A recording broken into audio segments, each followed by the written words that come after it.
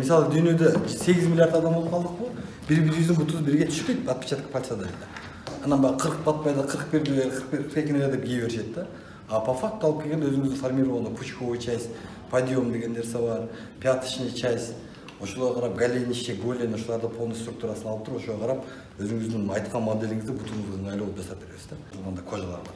Мыналар как раз мыналар ушундай кожа. Бул катыбайт, такыр. Мисалы 10 жылдан кийин деле ушул обувь боюнча тура берет. Катыбайт, өңүн тератетпейт. Анан бутуңуз дышчу, ичине бутуңуздан чыккан тер кожага сиңип турат дагы, ошол себептен бутуң сердибейт. Мисалы биз жерге барган чечесиң да, 3 мүнөттө кожа куйгайт билесиздер. Обувной фабрикада старший производитель болуп иштегем да. Жетек немени производствонун директору болгом.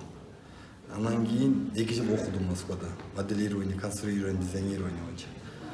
Анан опыттоптордун өзүгө киргизип, эл катары эле Россия Федерациясына барып, мигрант болуп эле жетишпегенде тириш үчүн иштеген барганбыз. Барып ушу бут кийим фабрикасына разнорабочий болуп киргем. 1-2 жылдын ичинде бут кийимдин сырларын өздөштүрүп, эметкен директорубуз байкап калып, анан эле жетекчи кыла баштады. Ошентип өндүрүш жетекчиси болуп иштедим. 10 жылдан 12 жылдай аралык иштедим. Анан бир 2 жылдай бут кийим боюнча билим алдым. Моделирование, дизайнирование, конструирование боюнча сырларын тартып өздөштүрүп, анан биздин Кыргызстанга келип, өзүбүздүн бут кийим чыгаруу цехин ачып, иштеп келаткан 3 жылдын жүзү болду. Ташына кыскача. Заказдар каяктан келет?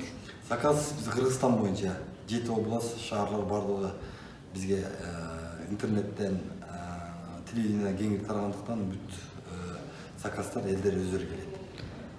Сырой материал жөнүндө. Сырой материалдар биздин Кыргызстандын өзүнөн дагы алабыз. Ата мекендик өндүрүштө жана ошондой Өзбекстан, российский кожалар бизде. Аябай сапаттуу кожалардан бут кийим чыгарабыз.